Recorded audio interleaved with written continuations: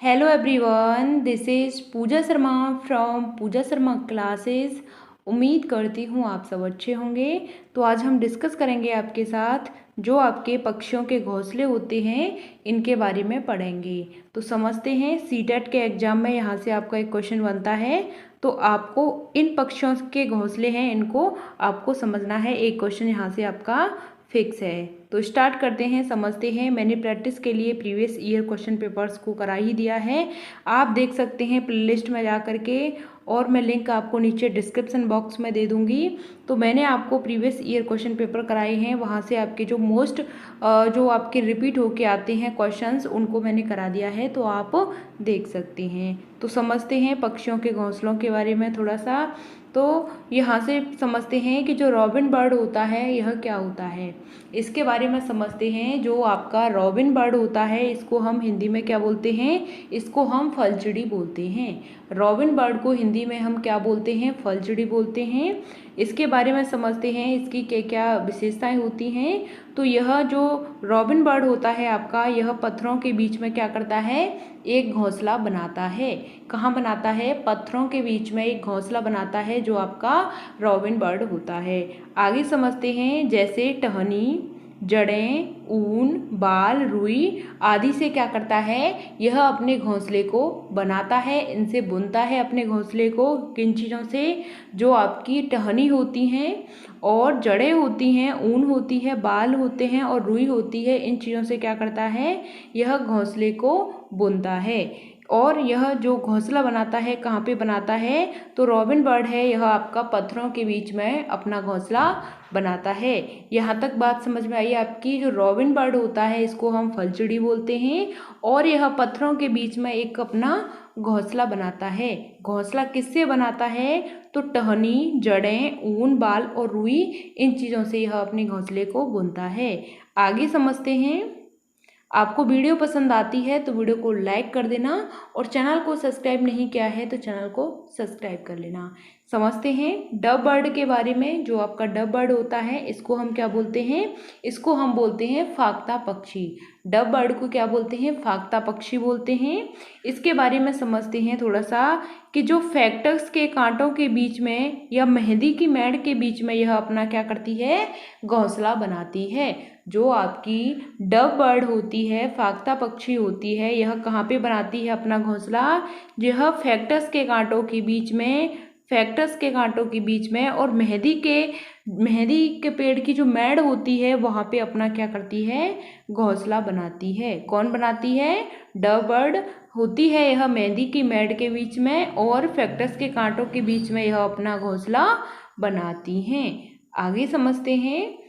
अब हम बात करते हैं गौरैया और कबूतर की। गौरैया और कबूतर की बात करते हैं। आपने गौरैया को खूब देखा है और आपने कबूतर को भी अपने यहाँ पर खूब देखा है। तो इनके बारे में समझते हैं, यह कहाँ पे अपना घोंसला बनाते हैं। तो गौरैया के घरों के आसपास घोंसला बनाते हैं। जो गौरैया होती है यह कहाँ पे घोंसला बनाती है, हमारे जो घर होते हैं उनके आसपास घोंसला बनाती है। आपने देखा होगा पुराने घरों में कि जो गाटर होते हैं, गाटरों के घर बनते हैं। पुराने जो घर होते हैं अभी भी बनते हैं, लेकिन ज़्यादातर अब लैंटर के बनते हैं।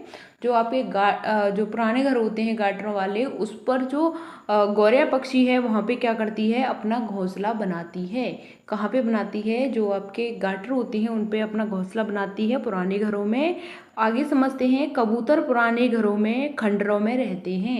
यानी कि जो पुराने घर हो जाते हैं, खंडर हो जाती है, इनको लोग छोड़ करके शहरों में चले जाते हैं, तो वह उनको हम बोलते हैं खंडर हो जाते हैं, यानी कि बेकार घर हो जाते हैं, वहाँ पे कोई नहीं रहता। उनमें कौन रहते हैं, उनमें कबूतर रहते हैं। तो हमने समझा गौरैया और कबूतर के बारे में कि यह अपना घोंसला कहाँ बनाती हैं, घरों के आसपास बनाती हैं। और जो कबूतर होते हैं पुराने घरों में और खंडरों में रहते हैं। लेकिन आज भी जो गौरैया है यह घर के आसपास तो घोंसला बनाती है, लेकिन यह घर में जो गाटर होती हैं उन पे भी आपने देखा होगा बैठी हुई चिड़िया रहती हैं। उनको ही हम, छोटी वाली आती हैं उनको हम क्या बोलते हैं, गौरैया बोलते हैं, छोटी वाली होती हैं जो। आगे समझते हैं, दर्जन चिड़िया के बारे में समझते हैं। दर्जन चिड़िया क्या होती है, तो यह अपने नुकीली चोंच से पत्तों में छेद कर सीकर छेद करके उनको सी करके क्या करती है, घोंसला बनाती है। जो आपकी दर्जन चिड़िया है, इसका नाम ही आपको दिख रहा है, नाम से ही स्पष्ट होता है दर्जन चिड़िया। दर्जन का मतलब यानी कि दर्जी होता है यानी टेलर होता है, वह क्या करता है, कपड़ों को सिलता है। इसी तरीके से यह क्या करती हैं दर्जन चिड़िया, यह पत्तों को किससे, अपनी जो चोंच होती है उससे, उसमें छेद करके क्या करती हैं, उनको सिलती हैं। उनको सी करके क्या करती हैं, अपना घोंसला बनाती हैं। वह क्या कहलाती हैं, वह आपकी दर्जन चिड़िया कहलाती हैं। यहाँ तक बात क्लियर, आपको सभी समझ में आ रही होंगी चीज़ें। आगे बढ़ते हैं, अब बात करते हैं शकरखोरा पक्षी के बारे में। जो आपका शकरखोरा पक्षी होता है, इसके बारे में बात करते हैं।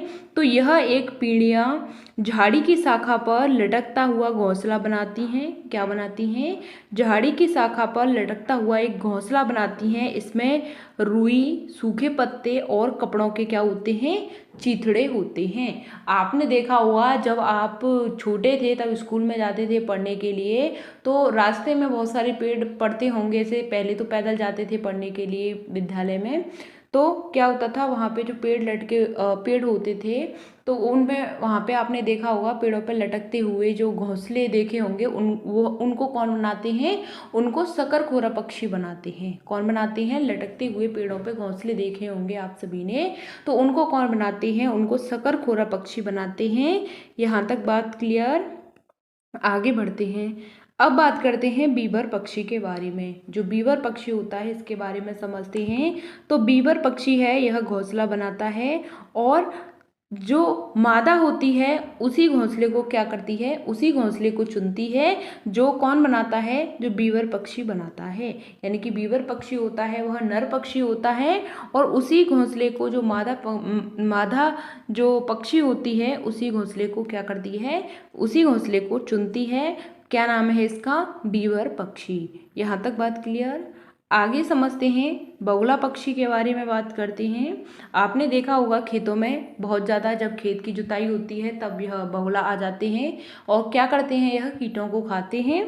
तो समझते हैं, जो बगुला पक्षी होता है यह भैंस पर बैठ करके उसके कीटों को खाता है। क्या करता है, बगुला होता है जो आपने देखा होगा जो सफ़ेद कलर का होता है, वह भैंस की पीठ पर बैठ जाता है और भैंस की पीठ पर जो कीड़े चलते रहते हैं, यानी कि उनमें भैंस के जो कीड़े होते हैं उनको क्या करता है, यह खाता है। इसका नाम है बगुला पक्षी।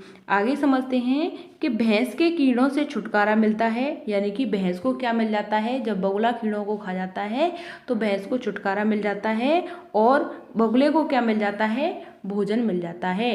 यानी कि उसको आराम मिल जाता है, उसका पेट भर जाता है। यहाँ तक बात क्लियर, आपकी समझ में आ रही होंगी चीज़ें कि जो बगुला पक्षी होता है भैंस की पीठ पर बैठकर उसके कीटों को खाता है। आगे समझते हैं कि भैंसों को कीड़ों से छुटकारा मिलता है और बगुले को क्या मिल जाता है, उसका भोजन मिल जाता है। आगे समझते हैं, अब बात करते हैं कठफोड़वा बसंत गौरी पक्षी के बारे में। जो कठफोड़वा बसंत गौरी पक्षी होती है इसके बारे में समझते हैं। तो पेड़ के तने में गहरा छेद बनाकर क्या करती हैं, यह अंडे देती हैं। क्या करती हैं कि जो पेड़ का तना होता है उसमें गहरा छेद बना लेती हैं, वहाँ पे अंडे देती हैं। इनको हम क्या बोलते हैं, कठफोड़वा और बसंत गौरी पक्षी बोलते हैं। आगे समझते हैं, पेड़ के तने में छिपे कीड़ों को ढूंढ करके यह क्या करती हैं, खाती हैं। क्या खाती हैं कि जो पेड़ के तने में छिपे हुए कीड़ों को ढूंढ करके यह खाती हैं। तो आपने समझा कि पेड़ के तने में गहरा छेद बना करके वहाँ पे अंडे देती हैं और तने में छिपे कीड़ों को ढूंढ करके यह खा लेती हैं, अपना ऐसे पेट भर लेती हैं। कौन, कठफोड़वा, इसी को हम बोलते हैं बसंत गौरी पक्षी। आगे समझते हैं, कौवा के बारे में बात करते हैं। तो यह अपना घोंसला पेड़ की ऊंची डाल पर बनाता है। कौवा कहाँ पे बनाता है अपना घोंसला, पेड़ की ऊंची डाल पर अपना घोंसला बनाता है। कौवे के घोंसले में लोहे की तार टहनियाँ होती हैं। यानी कि कौवे के घोंसले में क्या होता है, लोहे के तार की क्या होती हैं, टहनियाँ होती हैं। आगे समझते हैं, कौवे के घोंसले को क्या करती है, जो कौवा जो घोंसला बनाता है उसमें कोयल क्या करती है, अंडे देती है और कौवा है उनको, उनके अंडों को वह पालता रहता है। वह यह समझता है कि यह मेरे ही अंडे हैं। ठीक, तो उसको कन्फ्यूजन हो जाती है कौवे को। यहाँ पे आपने समझा, दोबारा से समझिए इस चीज़ को कि कौवा होता है अपना घोंसला पेड़ की सबसे ऊंची डाल पर बनाता है। कहाँ पे बनाता है? पेड़ की सबसे ऊंची डाल पर बनाता है। कौवे के घोंसले में लोहे के तार की टहनियाँ होती हैं और कौवे के घोंसले में कोयल क्या करती है? अंडे देती है और कौवा क्या करता है? उन अंडों को पालता है। आगे समझते हैं। उल्लू पक्षी की बात करते हैं। आपने देखा है नाइट आउल, आप में बहुत सारे स्टूडेंट्स होंगे जो रात में पढ़ाई करते होंगे, तो समझते हैं कि यह एक निशाचर जानवर होता है। कैसा होता है? निशाचर, यानी कि यह जो होता है यह रात में इसको अच्छे से दिखाई देता है, सारी चीज़ें यह नाइट में करता है, इसको नाइट आउल बोलते हैं। तो यह एक कैसा पक्षी है? यह एक निशाचर जानवर है जो अपनी गर्दन को क्या करता है? पीछे की ओर घुमा सकता है, यानी कि अपनी गर्दन को एकदम से, मतलब झटके से नहीं, ये अपनी गर्दन को पीछे घुमा सकता है, यानी कि इसकी जो गर्दन है चारों तरफ घूम जाती है, यानी कि इतनी घूम जाती है 260 डिग्री से लेकर 270 डिग्री तक यह अपनी गर्दन को घुमा लेता है। कितना घुमा लेता है? 260 से लेकर 270 डिग्री तक यह अपनी गर्दन को घुमा सकता है। और इसको दिखाई कैसा देता है? तो इसको सफ़ेद और काला दिखाई देता है। सफ़ेद और काला, यानी कि ब्लैक एंड वाइट इसको दिखाई देता है। यह कैसा पक्षी है? यह आपका निशाचर पक्षी है और गर्दन को पीछे की ओर 260 से लेकर 270 डिग्री तक घुमा सकता है और इसको सफ़ेद और काला, ब्लैक एंड वाइट ही दिखाई देता है। आगे बात करते हैं मैना पक्षी की। यहाँ से आपका कई बार क्वेश्चन बना है, तो आपको पता होना चाहिए। तो यह एक रेगिस्तान में एक चिड़िया पाई जाती है जिसको हम क्या बोलते हैं? जिसको हम मैना पक्षी बोलते हैं। कहाँ पे पाई जाती है? तो यह आपकी रेगिस्तान में पाई जाती है। आगे बात करते हैं। मैना अपनी गर्दन को झटके से क्या कर लेती है? पीछे कर लेती है। मैना अपनी गर्दन को क्या करती है? झटके से पीछे कर देती है। तो यह क्वेश्चन बना था कि झटके से पीछे करने वाला जो पक्षी होता है यह कौन होता है? तो झटके से अपनी गर्दन को पीछे कर देता है वह आपकी मैना पक्षी होती है। आपको ध्यान रखना है, कई बार यह सीटेट का फेवरेट क्वेश्चन है, पूछा जा चुका है कई बार, तो आपको ध्यान रखना है। कहाँ पे पाई जाती है? यह रेगिस्तान में पाई जाती है और अपनी गर्दन को क्या करती है? झटके से पीछे कर लेती है। आगे समझते हैं।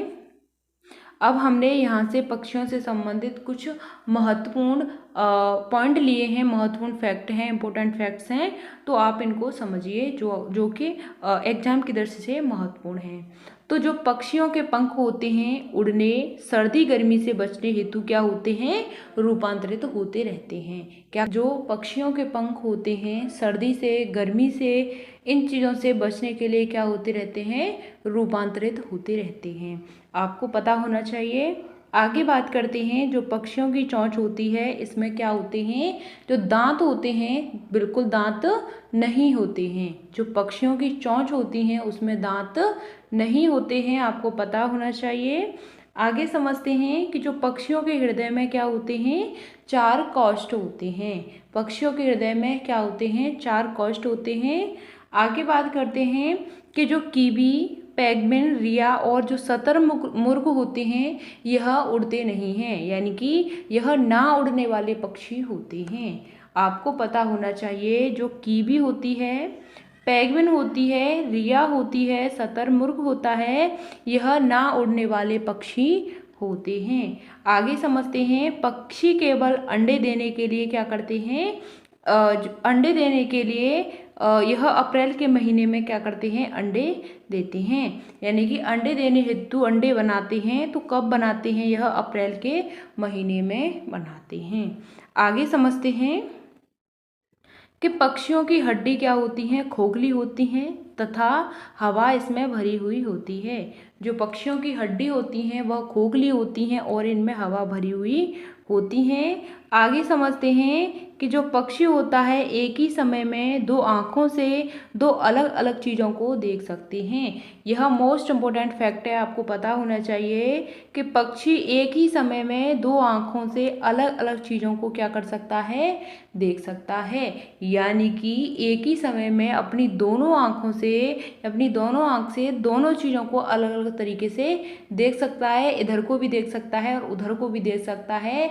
यानी कि पक्षी का जो सिर होता है, उसका हेड होता है, उसके सिर के दोनों तरफ उसकी आंखें होती हैं और वह दोनों ही ऑब्जेक्ट पर यानी कि दोनों साइड में अच्छे से फोकस कर सकता है। अगर वह एक चीज़ पर फोकस करता है तो उसको चीज़ें और अच्छे से दिखाई देंगी, लेकिन वह एक समय में दो ऑब्जेक्ट पर फोकस कर लेता है, आपको पता होना चाहिए। आगे समझते हैं, पक्षी अपनी गर्दन को क्या करते हैं, ज़्यादा घुमाते हैं क्योंकि उनकी आँखों की जो पुतलियाँ होती हैं घूम नहीं सकती हैं।